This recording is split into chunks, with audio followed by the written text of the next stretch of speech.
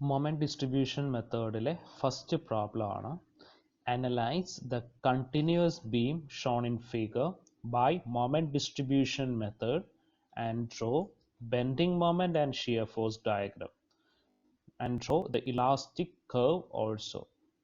അപ്പോൾ നമുക്ക് ആദ്യം ഫിഗർ നോക്കാം. തന്നിരിക്കുന്ന ക്വസ്റ്റ്യൻ ഇതാണ്. നമുക്ക് തന്നിരിക്കുന്ന ക്വസ്റ്റ്യനിൽ നമുക്ക് എന്തൊക്കെയുണ്ട്?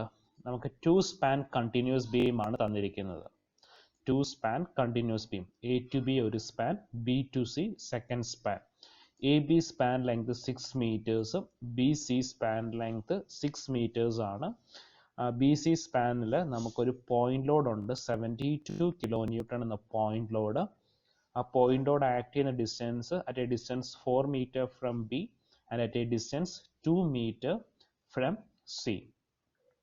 എ ബിയിൽ ആക്ട് ചെയ്യുന്നത് ഒരു യൂണിഫോംലി ഡിസ്ട്രിബ്യൂട്ടഡ് ലോഡാണ്. Uniformly distributed load 30 kilo newton, 30 kilo newton per metre. ഇനി മൊമെന്റ് ഓഫ് ഇനേഷ്യയുടെ വാല്യൂ ബീമിൽ കോൺസ്റ്റന്റ് അല്ല. എ ബിയിൽ മൊമെന്റ് ഓഫ് ഇനേഷ്യ 3i, ബി സിയിൽ മൊമെന്റ് ഓഫ് ഇനേഷ്യ വാല്യൂ 2i. മൊമെന്റ് ഓഫ് ഇനേഷ്യ വാല്യൂ ചേഞ്ച് ചെയ്യുന്നുണ്ട്. ഇനി നമ്മുടെ മൊമെന്റ് ഡിസ്ട്രിബ്യൂഷൻ മെത്തേഡിലെ ഫസ്റ്റ് സ്റ്റെപ്പ് എന്താണെന്ന് നോക്കാം. അപ്പോൾ മൊമെന്റ് ഡിസ്ട്രിബ്യൂഷൻ മെത്തേഡിലെ ഫസ്റ്റ് സ്റ്റെപ്പ് എന്ന് പറയുന്നത് ഫിക്സഡ് എൻഡ് മൊമെന്റ് കാൽക്കുലേറ്റ് ചെയ്യുന്നതാണ്. First step fixed end moment. അപ്പോൾ ഫിക്സഡ് എൻഡ് മൊമെന്റ് കാൽക്കുലേറ്റ് ചെയ്യാനുള്ള ഇക്വേഷൻസ് ഒക്കെ കഴിഞ്ഞ മോഡ്യൂളിൽ നമ്മൾ ഡിസ്കസ് ചെയ്തതാണ്. കഴിഞ്ഞ സ്ലോപ്പ് ഡിഫ്ലക്ഷൻ മെത്തേഡിലൊക്കെ നമ്മൾ പറഞ്ഞതാണ്. അപ്പോൾ fixed end moment, first fixed end moment ഏതാണ്? എ എന്ന് പറഞ്ഞ പോയിന്റിൻ്റെയാണ് first fixed end moment calculate ചെയ്യുന്നത്. MFAB ഫിക്സഡ് എൻഡ് മൊമെന്റ് എന്ന് നമ്മൾ ഡിനോട്ട് ചെയ്യുന്നത് MFAB. ഈ MFAB അപ്പോൾ എന്ന് പറഞ്ഞ പോയിന്റിലെയാണ് ഫിക്സഡ് എൻഡ് മൊമെന്റ് ആദ്യം നമ്മൾ കാൽക്കുലേറ്റ് ചെയ്യുന്നത്. അപ്പോൾ എന്ന് പറഞ്ഞ പോയിന്റിൽ നമുക്ക് എപ്പോഴും ഒരു നെഗറ്റീവ് മൊമെന്റ് ആയിരിക്കും ഡെവലപ്പ് ചെയ്യുന്നത്. ഇനി അതിൻ്റെ ഇക്വേഷൻ എന്ന് പറയുമ്പോൾ എ ബി ലെങ്തിൽ നമുക്ക് യൂണിഫോംലി ഡിസ്ട്രിബ്യൂട്ടഡ് ലോഡാണ് ആക്ട് ചെയ്യുന്നത്. അപ്പോൾ നമുക്ക് എന്താ equation? WL² divided by 12. W എന്ന് വെച്ചാൽ ലോഡ് 30 കിലോ ന്യൂട്ടൺ, ലെങ്ത് എന്ന് പറയുമ്പോൾ 6 meters ആണ്. എ ബിയുടെ ലെങ്ത് 6 meters. ഇതാണ് എ ബിയുടെ ലെങ്ത് 6 meters ഡിവൈഡഡ് ബൈ 12. അപ്പോൾ 30 into 6² ഡിവൈഡഡ് ബൈ 12 ചെയ്യുമ്പോൾ -90 kilo newton metre. -90 kilo newton metres ആണ്. ഇനി MFBA അവിടെ എന്താണ് നമുക്ക് equation? WL² divided by 12. WL² divided by 12 ഇപ്പോൾ ചെയ്യുമ്പോൾ 90 കിലോ ന്യൂട്ടൺ മീറ്റർ എന്നാണ് ആൻസർ കിട്ടുന്നത്.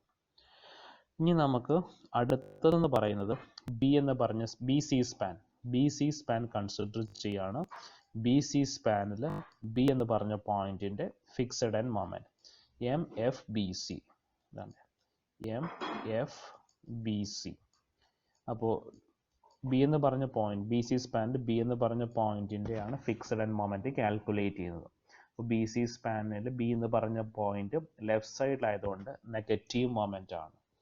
അപ്പോൾ ഇക്വേഷൻ എന്ന് പറയുമ്പോൾ WAB² divided by L². W എന്ന് പറയുമ്പോൾ 72, സ്മോൾ എ എന്ന് പറഞ്ഞാൽ 4 meters, സ്മോൾ ബി എന്ന് പറഞ്ഞാൽ 2 meters, ഡിവൈഡഡ് ബൈ L² എന്ന് പറയുമ്പോൾ ബി സിയുടെ ലെങ്ത് ആണ് L എന്ന് പറയുന്നത്. ഇത് 6 meters. അപ്പോൾ 72 into 4 into 2² ഡിവൈഡഡ് ബൈ 6². അപ്പോൾ ആൻസർ കിട്ടുന്നത് 32 കിലോ ന്യൂട്ടൺ മീറ്റർ. അപ്പോൾ MFBCയുടെ വാല്യൂ 32 കിലോ ന്യൂട്ടൺ മീറ്റേഴ്സ്. ഇനി നമുക്ക് ഒരു ഫിക്സഡ് എൻഡ് മൊമെന്റും കൂടെ ഉള്ളൂ, സി എന്ന് പറഞ്ഞ പോയിന്റിന്റെ ഫിക്സഡ് എൻഡ് മൊമെന്റ്. അപ്പോൾ സി എന്ന് പറഞ്ഞ പോയിന്റിന്റെ fixed end moment MFCB. Equation WA²B divided by L². WA²B divided by L². Wന്റെ വാല്യൂ 72 ആണ് കേട്ടോ, 70 അല്ല, 72 into 4² divided by 2² is equal to 64 kilo newton metres. So ഇത് സോൾവ് ചെയ്യുമ്പോൾ നമുക്ക് 64 കിലോ ന്യൂട്ടൺ മീറ്റേഴ്സ് എന്നാണ് കിട്ടുന്നത്. അപ്പോൾ നമുക്ക് 4 പോയിന്റ്സ്, 4 ഫിക്സഡ് ആൻഡ് മൊമെന്റ്സ് കിട്ടി. MFAB, MFBA, MFBC end MFCB. 4 fixed end moments കിട്ടി. അപ്പോൾ ഇതാണ് നമ്മുടെ ഫസ്റ്റ് സ്റ്റെപ്പ് എന്ന് പറയുന്നത്. മൊമെന്റ് ഡിസ്ട്രിബ്യൂഷൻ മെത്തേഡിലെ first step fixed end moment calculate ചെയ്യുക. അപ്പോൾ കഴിഞ്ഞ മെത്തേഡിൽ നമുക്കുള്ള ഫസ്റ്റ് സ്ലോപ്പ് ഡിഫ്ലക്ഷൻ മെത്തേഡിൽ ഫസ്റ്റ് സ്റ്റെപ്പ് എന്തായിരുന്നു? ഫിക്സഡ് ആൻഡ് മൊമെന്റ് കാൽക്കുലേറ്റ് ചെയ്യാനായിരുന്നു. അപ്പോൾ ഇവിടെയും നമ്മുടെ first step fixed end moment calculate ചെയ്യുന്നതാണ്. ഇനി moving on to our next step, second step ആണ് distribution factor. Distribution factor calculate ചെയ്യണം. അപ്പോൾ ഡിസ്ട്രിബ്യൂഷൻ ഫാക്ടറിനെ കാൽക്കുലേറ്റ് ചെയ്യാനായിട്ട് നമുക്കൊരു ടാബിൾ കോളം ഉണ്ട്. അതിനകത്ത് ഫസ്റ്റ് കോളമാണ് ജോയിൻറ്റ്. നമുക്ക് തന്നിരിക്കുന്ന ക്വസ്റ്റിനകത്ത് ബി എന്ന് പറഞ്ഞ ഒരു ജോയിൻറ്റ് മാത്രമേ ഉള്ളൂ. അതുകൊണ്ടാണ് ബി മാത്രം എഴുതിയിരിക്കുന്നത്, ജോയിൻറ്റ് ബി. നമുക്ക് 2 മെമ്പേഴ്സ് ഉണ്ടായിരുന്നു, ബി എ എന്നൊരു മെമ്പറും ബി സി എന്നൊരു മെമ്പറും. അപ്പോൾ സെക്കൻഡ് കോളത്തിൽ മെമ്പേഴ്സാണ് എഴുതുന്നത്. അപ്പോൾ മെമ്പേഴ്സ് ബി എ എന്നൊരു മെമ്പറും ബി സി എന്ന മെമ്പറും, അതായത് നമുക്ക് 2 സ്പാൻ കണ്ടിന്യൂസ് ബീം ആയിരുന്നു. ഇനി തേർഡ് കോളത്തിൽ കെ, സ്റ്റിഫ്നെസ്സിൻ്റെ ഇക്വേഷൻ നമ്മൾ പഠിച്ചിരുന്നു. 4EI divided by L. 4EI divided by L ആണ് സ്റ്റിഫ്നെസ്സിൻ്റെ ഇക്വേഷൻ. ഇത് നമുക്ക് എന്തായിരുന്നു? ഫാർ ആൻഡ് ഫിക്സഡ് ആയിരുന്നു. ഫാർ ആൻഡ് ഫിക്സഡ് എന്ന് പറയുമ്പോൾ നമ്മൾ ബി എന്ന് പറഞ്ഞ ജോയിൻ്റ് ആണ് കൺസിഡർ ചെയ്തത്.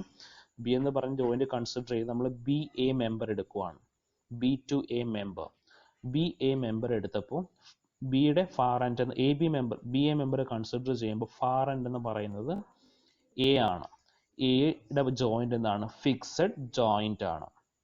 അതുകൊണ്ടാണ് 4EI ബൈ എൽ എടുത്തത്. ഇനി ബി സി മെമ്പർ കൺസിഡർ ചെയ്യുമ്പോൾ ഫാർ എൻഡ് എന്ന് പറയുന്നത് സി ആണ്. ഇനി സി എന്താണ്? ഫിക്സഡ് സപ്പോർട്ട് ആണ്. ഫിക്സഡ് സപ്പോർട്ട് ആകുമ്പോൾ 4EI ഡിവൈഡഡ് ബൈ എൽ ആണ് നമ്മുടെ ഇക്വേഷൻ. ഇനി നോക്കിക്കേ, ഈ 4 ആദ്യം ബി എ മെമ്പർ, ഇത് ബി എ മെമ്പറാണ്. ഈ ബി എ മെമ്പറിൽ മൊമെൻ്റ് ഓഫ് ഇനേഷ്യ വാല്യൂ, ഐയുടെ വാല്യൂ 3I ആയിരുന്നു. അതുകൊണ്ടാണ് 4E into 3I divided by 6. A ബിയുടെ ലെങ്ത് 6 മീറ്റേഴ്സ് ആണ്. ഇനി ബി സി മെമ്പർ എടുക്കുമ്പോൾ ഐയുടെ വാല്യൂ 2I ആയിരുന്നു. അതാണ് നമ്മളിവിടെ 4E ഇൻറ്റു 2I കൊടുക്കുന്നത്. ലെങ്ത് 6 മീറ്റേഴ്സ് ആണ്. അപ്പോൾ നമ്മൾ സോൾവ് ചെയ്യുമ്പോൾ 4/3EI എന്ന് കിട്ടി. ബി സിയുടെ വാല്യൂ, ബി എയുടെ വാല്യൂ 2EI എന്ന് കിട്ടി. അപ്പോൾ ബി എയുടെ വാല്യൂ 2EI, ബി സിയുടെ വാല്യൂ 4/3EI. ഇനി നമുക്ക് അടുത്ത കോളത്തിലാണ് സിഗ്മ കെ എന്നുള്ളത്. സിഗ്മ കെ എന്ന് പറയുമ്പോൾ എന്താണ്? ഈ 2 വാല്യൂസ് ബി എയുടെയും ബി സിയുടെയും വാല്യൂസ് തമ്മിൽ ആഡ് ചെയ്യുകയാണ്. സോ രണ്ടും കൂടെ ആഡ് ചെയ്യുമ്പോൾ സിഗ്മ കെ കിട്ടി. സിഗ്മ കെയുടെ വാല്യൂ ആണ് 10 ഡിവൈഡഡ് ബൈ 3. 10 ഡിവൈഡഡ് ബൈ 3 എന്നാണ് ആൻസർ കിട്ടിയത്. ഇനി നമുക്ക് എന്തുണ്ട്? ഡിസ്ട്രിബ്യൂഷൻ ഫാക്ടർ ഉണ്ട്. Distribution factor. അപ്പോൾ ഡിസ്ട്രിബ്യൂഷൻ ഫാക്ടർ കിട്ടാനായിട്ട് നമുക്ക് ഇക്വേഷൻ ഇതാണ്, K divided by sigma K. അപ്പോൾ distribution factor K divided by sigma K. കെയുടെ വാല്യൂ 10 ഡിവൈഡഡ് ബൈ 3. 10 ഡിവൈഡഡ് അതാണ് അങ്ങനെ കെയുടെ വാല്യൂ 2 ബൈ കെയുടെ വാല്യൂ 2EI. സിഗ്മ കെ എന്ന് പറയുമ്പോൾ എന്തായിരുന്നു? 2EI plus 4/3EI. അപ്പോൾ നമുക്ക് ഇവിടെ 10/3EI എന്നുണ്ട് കേട്ടോ. 10/3EI. ഇവിടെ ഞാൻ 10/3 എന്ന് മാത്രമേ എഴുതിയിട്ടുള്ളൂ, അങ്ങനെയല്ല, 10/3EI എന്നും കൂടെ ഉണ്ട്. ഇവിടെ എഴുതാൻ വിട്ടുപോയതാണ്. 10EI divided by 3. ഇനി കെ സിഗ്മ ഡിസ്ട്രിബ്യൂഷൻ ഫാക്ടർ കിട്ടാനുള്ള equation K divided by sigma K. അപ്പോൾ കെയുടെ value 2EI divided by 10/3 sigma K. അപ്പോൾ ആൻസർ കിട്ടുന്നതാണ് 0.6. ഇനി അടുത്ത ഡിസ്ട്രിബ്യൂഷൻ ഫാക്ടർ ബി സിയുടെ ഡിസ്ട്രിബ്യൂഷൻ ഫാക്ടർ. ബി സിയുടെ ഡിസ്ട്രിബ്യൂഷൻ ഫാക്ടർ എന്ന് പറയുമ്പോൾ കെയുടെ value 4/3EI. 4/3EI divided by 10/3EI ചെയ്യുമ്പോൾ 0.4 ആണ് ഡിസ്ട്രിബ്യൂഷൻ ഫാക്ടർ, ബി സിയുടെ ഡിസ്ട്രിബ്യൂഷൻ ഫാക്ടർ. അപ്പോൾ ബി സിയുടെ ഡിസ്ട്രിബ്യൂഷൻ ഫാക്ടർ 0.4 കിട്ടി. ബി എയുടെ ഡിസ്ട്രിബ്യൂഷൻ ഫാക്ടർ 0.6 കിട്ടി. നെക്സ്റ്റ് നമ്മൾ ഡിസ്ട്രിബ്യൂഷൻ ടേബിൾ, തേർഡ് സ്റ്റെപ്പാണ് ഡിസ്ട്രിബ്യൂഷൻ ടേബിൾ. അപ്പോൾ ഇതാണ് നമ്മുടെ തേർഡ് സ്റ്റെപ്പ്. ഇപ്പം ബെൻഡിങ് മൊമെന്റ് ഡയഗ്രാം വരയ്ക്കാനുള്ള സ്റ്റെപ്പാണ് ഡിസ്ട്രിബ്യൂഷൻ ടേബിളിൽ നമ്മൾ ചെയ്യുന്നത്. അപ്പോൾ ഡിസ്ട്രിബ്യൂഷൻ ടേബിളിൽ നമുക്ക് ഫസ്റ്റ് നമ്മൾ എഴുതുന്നത് ജോയിൻസ് ആണ്. അപ്പോൾ നമുക്ക് ബി എന്ന് പറഞ്ഞൊരു ജോയിൻ്റ് ആണുള്ളത്, പിന്നെ ഉള്ളത് എ സപ്പോർട്ടും സി സപ്പോർട്ടും, അത്രയും കാര്യങ്ങൾ എഴുതി. അപ്പോൾ അതാണ് ഫസ്റ്റ് റോയിൽ എഴുതുന്നത്. ഫസ്റ്റ് റോയിൽ ജോയിൻസ്, ബി എന്ന് പറഞ്ഞൊരു ജോയിൻ്റ് ആണുള്ളത്, പിന്നെ എ സപ്പോർട്ടും സി സപ്പോർട്ടും. ഇനി നെക്സ്റ്റ് എഴുതുന്നത് ഡിസ്ട്രിബ്യൂഷൻ ഫാക്ടർ ആണ്. ഡിസ്ട്രിബ്യൂഷൻ ഫാക്ടർ നമുക്ക് ബി, അതായത് നമ്മുടെ ജോയിൻറ്റിൽ മാത്രമേ ഉള്ളൂ 0.6ഉം 0.4ഉം. അപ്പോൾ ബി എയിലാണ് നമുക്ക് ഡിസ്ട്രിബ്യൂഷൻ ഫാക്ടർ ഉള്ളത് 0.6 ഉള്ളത്. ബി എയിൽ 0.6 ഉണ്ട്, ബി സിയിൽ 0.4 ഉണ്ട്. അതുകൊണ്ടാണ് ഇങ്ങനെ എഴുതിയിരിക്കുന്നത്. ഇത് ബി എ, ഇത് ബി സി. ഇവിടെ നമുക്ക് എ ബി, കണക്കിന് സി ബി, അങ്ങനെ എഴുതാം. ഇനി എഫ് ഇ എം എന്ന് പറഞ്ഞാൽ ഫിക്സഡ് എൻഡ് മൊമെന്റ്. ഇപ്പോൾ ഫിക്സഡ് എൻഡ് മൊമെന്റ് ആണ് സ്റ്റെപ്പ് 1ൽ കാൽക്കുലേറ്റ് ചെയ്തത്. അപ്പോൾ എം എഫ് എ ബി -90 ആയിരുന്നു, എം എഫ് ബി എ 90 ആയിരുന്നു, എം എഫ് ബി സി -32 ആയിരുന്നു, എം എഫ് സി ബി 64 ആയിരുന്നു. Fixed end moment. അപ്പോൾ ഇത്രയും വാല്യൂസ് നമ്മൾ നേരത്തെ കാൽക്കുലേറ്റ് ചെയ്താണ്. ഡിസ്ട്രിബ്യൂഷൻ ഫാക്ടർ സെക്കൻഡ് സ്റ്റെപ്പിൽ കാൽക്കുലേറ്റ് ചെയ്തു, ഫിക്സഡ് എൻഡ് മൊമെന്റ് ഫസ്റ്റ് സ്റ്റെപ്പിൽ കാൽക്കുലേറ്റ് ചെയ്തു. ഇനി ചെയ്യാൻ പോകുന്നത് ഇതന്നെ, നമുക്ക് ബി എന്ന് പറഞ്ഞ സപ്പോർട്ടിൽ നമുക്കുള്ള മൊമെന്റ് 90ഉം 32 ആണ്. ഫിക്സഡ് ആൻഡ് മൊമെന്റ്സ് 90ഉം 32 ആണ്. ശരിക്കും നമുക്ക് ബി എന്ന് പറഞ്ഞ സപ്പോർട്ടിൽ എന്തായിരിക്കണം? ലെഫ്റ്റ് സൈഡിൽ വരുന്ന മൊമെന്റും റൈറ്റ് സൈഡിൽ വരുന്ന മൊമെന്റും സെയിം ആയിരിക്കണം. സോ നമ്മുടെ പ്രൊസീജിയർ അനുസരിച്ച് നമുക്ക് എല്ലാ പ്രോബ്ലത്തിലും ഇങ്ങനെയാണ്. നമ്മൾ ആ ജോയിന്റ് നോക്കുക, ജോയിന്റിൽ മൊമെന്റിന്റെ ഡിഫറൻസ് നോക്കാം. ഇപ്പോൾ ഇവിടെ എന്താണ്? ബി എയിൽ 90ഉം ബി സിയിൽ -32 ആണ്. അപ്പോൾ ഇത് നമ്മുടെ ഡിഫറൻസ് 90 - 32 എത്ര വന്നു? 58. 90 - 32 58 എന്നാണ് വരുന്നത്. ഇനി ആ 58 നമുക്ക് ഇതെന്താണ്? ഇത് ചെയ്യുമ്പോൾ നമുക്ക് 90 - 32 എന്ന് കിട്ടുന്ന വാല്യൂ പോസിറ്റീവ് ആണ്. അതിനെ സൈൻ ചേഞ്ച് ചെയ്യുക, -58 എന്ന് കിട്ടും. ആ -58 ഇൻറ്റു ഡിസ്ട്രിബ്യൂഷൻ ഫാക്ടർ 0.6 മൾട്ടിപ്ലൈ ചെയ്യുമ്പോൾ നമുക്ക് കിട്ടുന്നതാണ് -34.8. ഇനി നമുക്ക് 90 - 32 ചെയ്തപ്പോൾ 58 എന്ന് കിട്ടി. അതിനെ സൈൻ കൺവേർട്ട് ചെയ്തു, -58 എന്ന് എഴുതി. ആ -58 ഇൻറ്റു ഡിസ്ട്രിബ്യൂഷൻ ഫാക്ടർ 0.4 ചെയ്യുമ്പോൾ കിട്ടുന്നതാണ് -23.2 എന്നുള്ളത്. 23.2. അപ്പോൾ അതാണ് ഈ ബാലൻസിങ് എന്ന് പറഞ്ഞ സ്റ്റെപ്പ്. അപ്പോൾ ഞാൻ ബാലൻസിങ് എന്ന് പറഞ്ഞ സ്റ്റെപ്പ് ഒന്നും കൂടി ഞാൻ പറയുകയാണ്. അപ്പോൾ 90 - 32 നമ്മുടെ ബി എന്ന് പറഞ്ഞ ജോയിന്റിലുള്ള രണ്ട് ഫിക്സഡ് ആൻഡ് മൊമെന്റ് 90 - 32.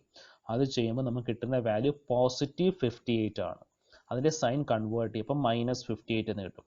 ആ -58 ഇൻറ്റു ഡിസ്ട്രിബ്യൂഷൻ ഫാക്ടർ 0.6 ചെയ്യുമ്പോൾ കിട്ടുന്ന വാല്യൂ ആണ് -34.8. ഇനി അതേ കണക്ക് തന്നെ നമുക്ക് കിട്ടിയ വാല്യൂ 58 ആയിരുന്നു. അതിൻ്റെ സൈൻ കൺവേർട്ട് ചെയ്തു, -58 എന്ന് ഇട്ടു. ആ -58 ഇൻറ്റു ഡിസ്ട്രിബ്യൂഷൻ ഫാക്ടർ 0.4 ചെയ്യുമ്പോഴാണ് -23.2 എന്ന് കിട്ടുന്നത്. അപ്പോൾ അതാണ് ബാലൻസിങ് എന്ന് പറഞ്ഞ സ്റ്റെപ്പ്. ഇനി ഇതിൻ്റെ ഈ എഴുതിയിരിക്കുന്ന വാല്യൂ, ഇത് ബി എ ആണ്, ഇതിൻ്റെ ഹാഫ് ആണ് എയിൽ, ഈ പറയുന്ന എ എന്ന് പറഞ്ഞ കോളത്തിലേക്ക് എഴുതുന്നതാണ് -17.4.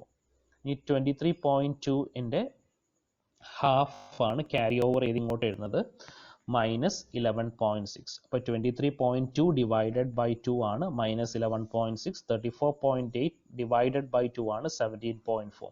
അപ്പോൾ എന്താണ് ഇത്?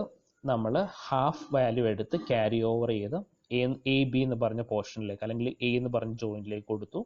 ഇതിൻ്റെ ഹാഫ് എടുത്ത് നമ്മൾ സി എന്ന് പറഞ്ഞ ജോയിന്റിലേക്ക് കൊടുത്തു. അതാണ് ക്യാരി ഓവർ മൊമെന്റ് എന്ന് പറയുന്നത്, ക്യാരി ഓവർ മൊമെന്റ്. സോ ഇത്രയും ചെയ്ത് കഴിയുമ്പോൾ നമുക്ക് ബി എന്ന് പറഞ്ഞ പോയിന്റിൽ ബി എയും ബി സിയും ബാലൻസ് ആവും. ഇത് ബി എ ആണ്, ഇത് ബി സി ആണ്.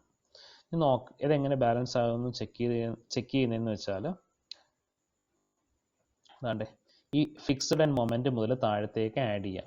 ഫിക്സഡ് ആൻഡ് മൊമെന്റ് മുതൽ ആഡ് ചെയ്യുമെന്ന് പറയുമ്പോൾ 90 ഇവിടെ മൈനസ് ആയതുകൊണ്ട് -34.8. 90 - 34.8 ചെയ്യുമ്പോൾ നമുക്ക് കിട്ടുന്നത് +55.2 എന്നാണ്. നമുക്ക് അടുത്ത് നോക്കാം.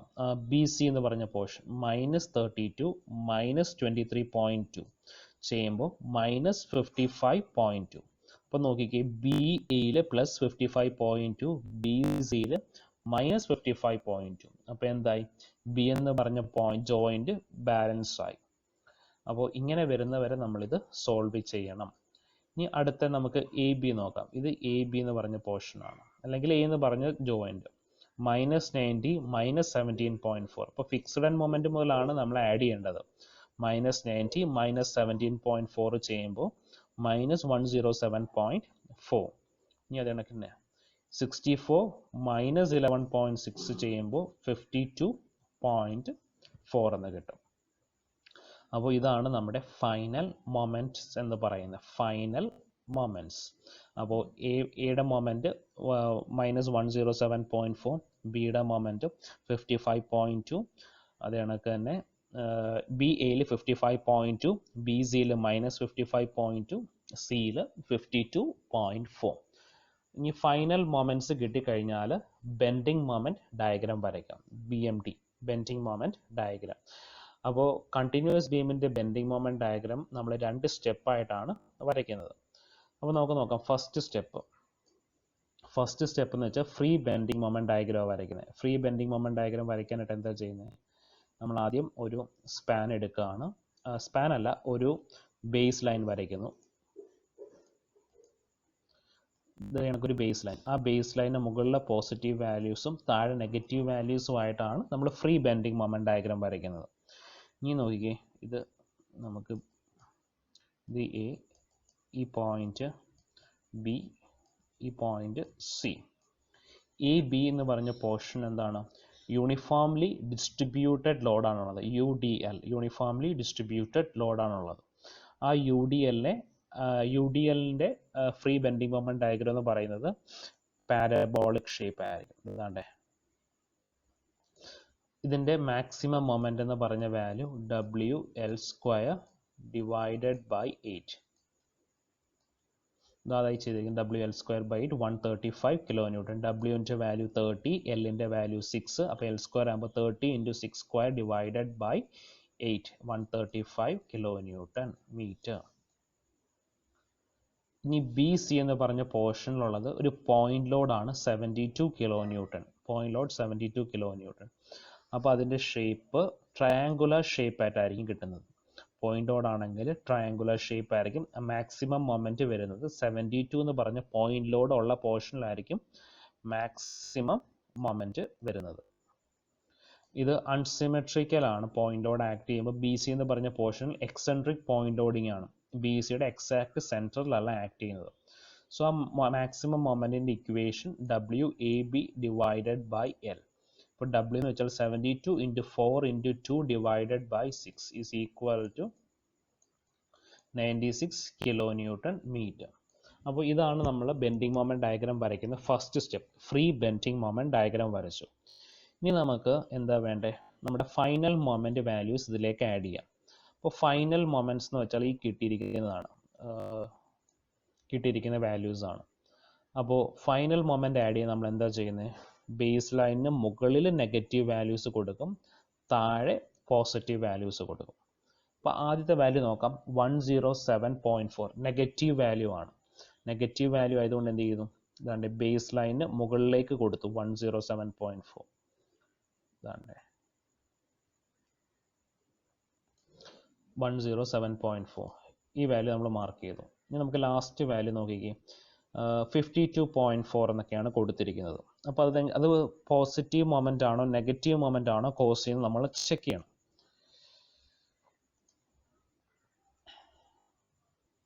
സോ നമുക്കറിയാം, ഇതിപ്പോൾ AB സ്പാൻ വരച്ചിരിക്കുകയാണ്. ഈ നെഗറ്റീവ് സൈൻ മാർക്ക് ചെയ്താൽ എന്താ മീനിങ്? ആൻറ്റി ക്ലോക്ക് വൈസ് ആയിട്ടാണ് മൊമെന്റ് കോസ് ചെയ്യുന്നത്. അപ്പോൾ -107.4 എന്ന് മീൻ ചെയ്യുന്നത് ആൻറ്റി ക്ലോക്ക് വൈസ് ആയിട്ട് ഇങ്ങനെയാണ് ആക്ട് ചെയ്യുന്നത് 107.4. അപ്പോൾ എന്താ കോസ് ചെയ്യുന്നത്? ഈ ബീം മുകളിലേക്ക് ബെൻഡ് ചെയ്യുകയാണെങ്കിൽ ഹോഗിങ് മൊമെന്റ് ആണ് കോസ് ചെയ്യുന്നത്. ഇനി ബി എന്ന് പറഞ്ഞ സപ്പോർട്ടിൽ നമുക്ക് +55.2 എന്ന് വെച്ചാൽ ക്ലോക്ക് വൈസ് ആയിട്ടാണ് മൊമെന്റ് ആക്ട് ചെയ്യുന്നത്. Clock vice moment. Clock vice moment ആയിട്ട് ആക്ട് ചെയ്യുമ്പോഴും എന്താ ചെയ്യുന്നത്, ഈ ബീം അപ്വേർഡായിട്ടാണ് ബെൻഡ് ചെയ്യുന്നത്. അപ്പോൾ എയിലെയും ബിയിലെയും മൊമെൻറ്റ് ഹോഗിങ് ആണ് കോസ് ചെയ്യുന്നത്. ഹോഗിങ് എന്ന് പറയുമ്പോൾ നെഗറ്റീവ് മൊമെൻ്റ് ആണ്. നമുക്ക് ഇപ്പുറത്തെ കേസ് നോക്കാം. ഇവിടെ -55.2 -55.2 എന്ന് പറയുമ്പോൾ ആൻറ്റി ക്ലോക്ക് വൈസ് ആയിട്ടാണ് മൊമെൻ്റ് ആക്ട് ചെയ്യുന്നത്. ആൻറ്റി ക്ലോക്ക് വൈസ് ആയിട്ട് ആക്ട് ചെയ്യുമ്പോൾ എന്ത് ചെയ്യും, ഇത് അപ്വേർഡായിട്ട് ബെൻഡ് ചെയ്യും. ഇനി ഇവിടെ +52.4 +52 എന്ന് പറയുമ്പോൾ എന്താണ്, ക്ലോക്ക് വൈസ് ആയിട്ടാണ് മൊമെൻ്റ് ആക്ട് ചെയ്യുന്നത്. അപ്പോഴും എന്താണ്, ഹോഗിങ് ആണ് കോസ് ചെയ്യുന്നത്. സോ നമുക്ക് കിട്ടിയിരിക്കുന്ന ഫൈനൽ മൊമെൻറ്റ്സിൻ്റെ എഫക്ട്സ് എല്ലാം ഹോഗിങ് ആണ്. Hogging moments are taken as negative. ഇനി നോക്കിക്കേ, ഈ ബിയിലെ മൊമെൻറ്റ് വാല്യൂ 55.2. അപ്പോൾ നമുക്ക് എന്ത് ചെയ്യണം, ബിയിലെ 55.2 എന്ന് പറഞ്ഞ പോയിന്റ് ബേസ് ലൈനിന് മുകളിലായിട്ടാണ് മാർക്ക് ചെയ്യുന്നത്. ബിക്കോസ് ബേസ് ലൈനിന് മുകളിൽ മാർക്ക് ചെയ്യാൻ കാര്യം ഹോഗിങ് ആണ് കോസ് ചെയ്യുന്നത്. ഇനി നമുക്ക് സിയിലുള്ളത് 52.4 52.4 എന്താണ്, ഹോഗിങ് ആണ് കോസ് ചെയ്യുന്നത്. ഹോഗിങ് ആയതുകൊണ്ട് ബേസ് ലൈനിന് മുകളിലേക്ക് വരച്ചു. ഇനി നമ്മൾ ഈ പോയിന്റ്സ് എല്ലാം തമ്മിൽ ജോയിൻ ചെയ്യാം.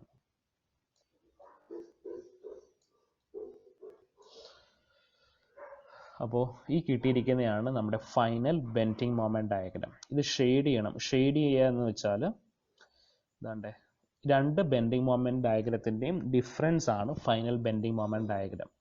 അപ്പോൾ നമ്മൾ ആദ്യം വരച്ച ഫ്രീ ബെൻഡിങ് മൊമെന്റും നമ്മൾ രണ്ടാമത് വരച്ച ബെൻഡിങ് മൊമെന്റിൻ്റെയും ഡിഫറൻസ്. അപ്പോൾ നമ്മൾ ആ ഒരു റീജിയൻ ഷെയ്ഡ് ചെയ്യാം. സോ നമുക്ക് രണ്ട് ബെൻഡിങ് മൊമെന്റ് മീറ്റ് ചെയ്യുന്നിടത്ത് എന്ത് ചെയ്യുക, ഈ സ്ട്രെയിറ്റ് ലൈനിന് മുകളിൽ വരുന്ന പോർഷൻ ഷെയ്ഡ് ചെയ്യുക. അതുകൊണ്ട് ഇവിടെയൊക്കെ ഇങ്ങനെ. പിന്നെ ഇവിടെ എന്ന് പറയുമ്പോൾ നമുക്ക് എന്തേ ഉള്ളൂ, ഫൈനൽ ബെൻഡിങ് ജോയിൻറ്റിലെ ബെൻഡിങ് മൊമെന്റ് ഡയഗ്രാംസ് മാത്രമേ ഉള്ളൂ. അപ്പോൾ അതും ഷെയ്ഡ് ചെയ്യാം.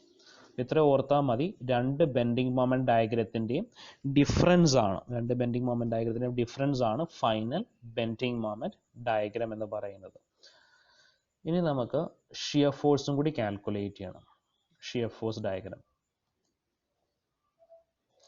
ഷിയർ ഫോഴ്സ് ഡയഗ്രാം കാൽക്കുലേറ്റ് ചെയ്യാൻ വേണ്ടി എന്ത് ചെയ്തു, നമുക്ക് തന്നിരിക്കുന്നത് രണ്ട് സ്പാൻ ആണ്. ഫസ്റ്റ് നമ്മൾ എന്തെടുത്തു, AB സ്പാൻ കൺസിഡർ ചെയ്തു.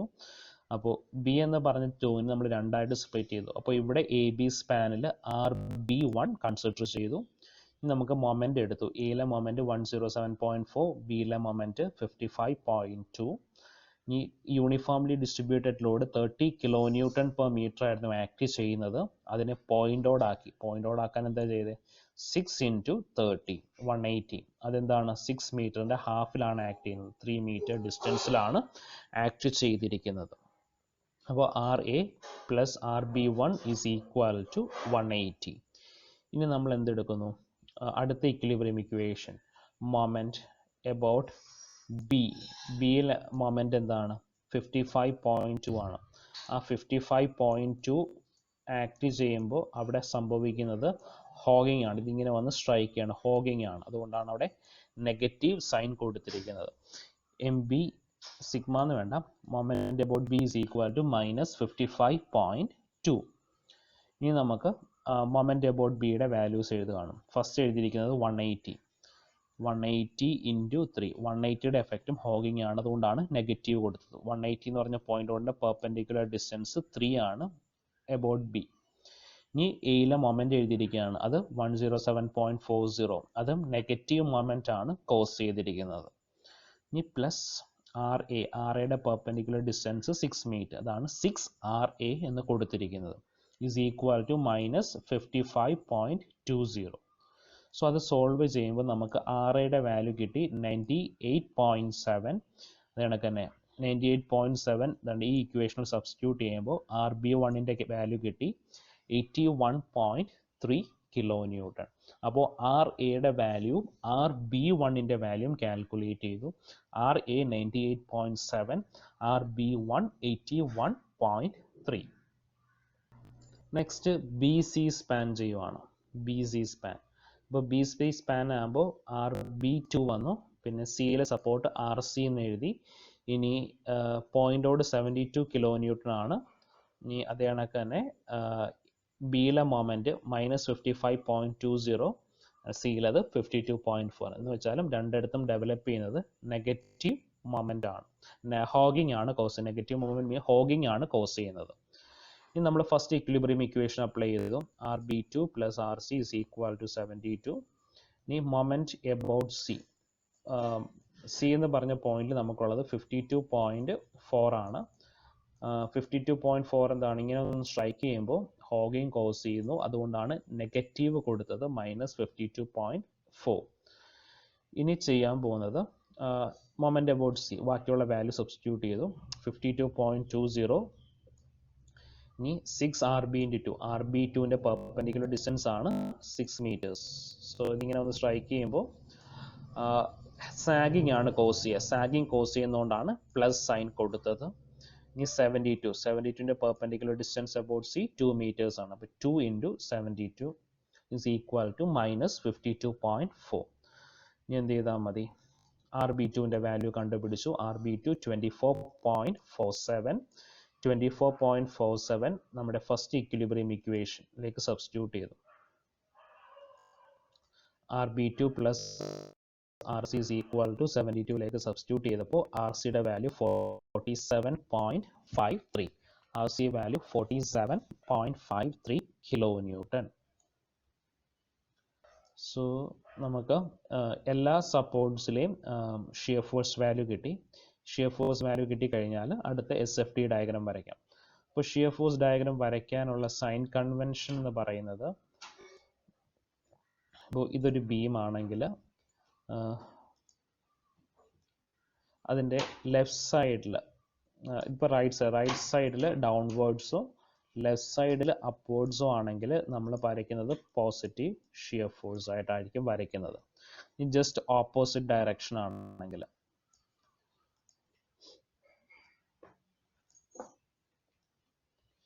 സോ ഈ ഒരു ഡയറക്ഷനിലാണ് നമുക്ക് ഷിയർ ഫോഴ്സ് വരുന്നതെങ്കിൽ നെഗറ്റീവ് ഷിയർ ഫോഴ്സ് ആയിട്ട് എടുക്കുക.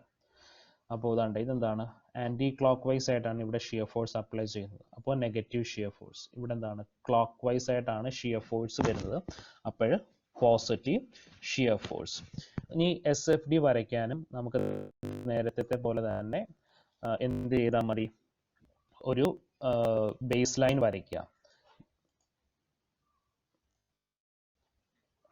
ഈ ബേസ് ലൈൻ വരച്ചിട്ട് ബേസ് ലൈനിൻ്റെ മുകളിൽ പോസിറ്റീവ് വാല്യൂസും താഴെ നെഗറ്റീവ് വാല്യൂസും ആണ് കൊടുക്കുന്നത്. ബേസ് ലൈനിൻ്റെ മുകളിൽ പോസിറ്റീവും താഴെ നെഗറ്റീവ് വാല്യൂസും. അപ്പോൾ നോക്കിക്കേ, നമുക്ക് ലെഫ്റ്റ് സൈഡിൽ നിന്ന് ചെയ്യാം. അപ്പോൾ RA എന്താണ്, അപ്വേർഡ് ആണ്. ലെഫ്റ്റ് സൈഡിൽ അപ്വേർഡ് ആണെങ്കിൽ പോസിറ്റീവ് വാല്യൂ.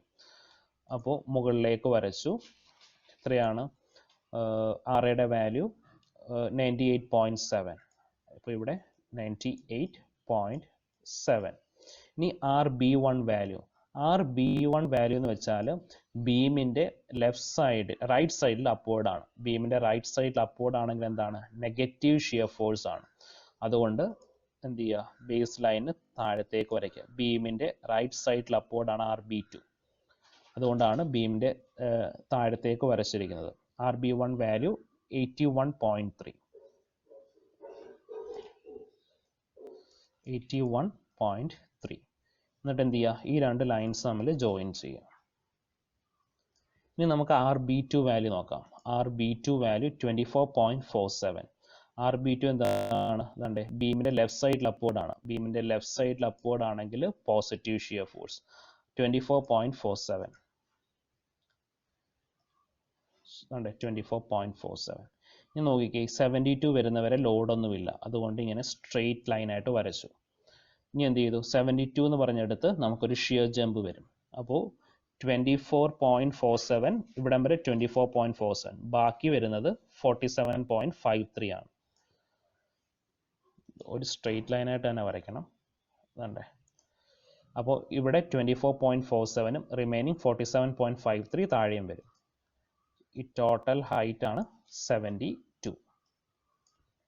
ഇനി നമുക്ക് എന്താ ഉള്ളത്, RC2. RC2ൽ നമുക്ക് വരുന്നത് RC2 അല്ല, RC 47.53. അത് ബീമിൻ്റെ റൈറ്റ് സൈഡിൽ അപ്വേർഡ് ആണ്. ബീമിൻ്റെ റൈറ്റ് സൈഡിൽ അപ്വേർഡ്സ് ആണെങ്കിൽ നെഗറ്റീവ് ഷിയർ ഫോഴ്സ്. അതുകൊണ്ട് എന്ത് ചെയ്തു, നമ്മൾ ബേസ് ലൈന് താഴത്തേക്ക് വരച്ചു. അപ്പോൾ ഈ രണ്ട് വാല്യൂസും സെയിം ആണ്, 47.53 ആണ്. അതുകൊണ്ട് ഇങ്ങനെ സ്ട്രെയിറ്റ് ലൈനായിട്ട് വരും. അപ്പോൾ ബേസ് ലൈനിന് മുകളിലുള്ള വാല്യൂസ് എല്ലാം പോസിറ്റീവ്, ബേസ് ലൈനിന് മുകളിലുള്ളത് പോസിറ്റീവ്, ദാണ്ട് ഈ വാല്യൂസ് ബേസ് ലൈനിന് താഴെയുള്ള വാല്യൂസ് നെഗറ്റീവ് വാല്യൂസ്. സോ ഇങ്ങനെയാണ് നമ്മൾ ഷിയർ ഫോഴ്സ് ഡയഗ്രാം വരയ്ക്കുന്നത്, ഷിയർ ഫോഴ്സ് ഡയഗ്രാം. ഇനി ഒരു വാല്യൂവും കൂടെ ക്വസ്റ്റ്യനിൽ ചോദിച്ചായിരുന്നു, ഇലാസ്റ്റിക് കർവ് വരയ്ക്കാനായിട്ട്. Elastic curve.